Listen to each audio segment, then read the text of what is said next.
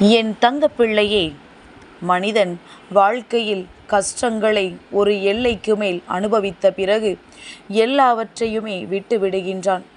அதாவது குறை சொல்வது, வேண்டுகோள் வைப்பது, சமாதானம் செய்வது என்று அனைத்தையுமே விட்டு விடுகின்றான். அவன் இதயம் அந்த நேரத்தில் எப்படி இருக்கும் தெரியுமா? யார் பேசினாலும் சரி, யார் பேசாவிட்டாலும் சரி என்கின்ற நிலைக்கு வந்து விடுகின்றது. ஏனென்றால் வாழ்க்கையில் எல்லாவற்றையும் அனுபவித்த பிறகு புரிந்து விடுகின்றது, இந்த உலகம் பொய்யானது, காரண காரியங்கள் நிறைந்தது என்று.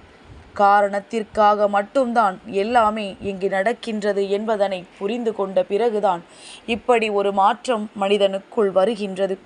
என் தங்கமே, எதையுமே எதிர்பார்க்காதே. எப்பொழுதும் சிரித்து கொண்டே இரு. யாரையும் எந்த சூழ்நிலையிலும் நம்பிவிடாதே.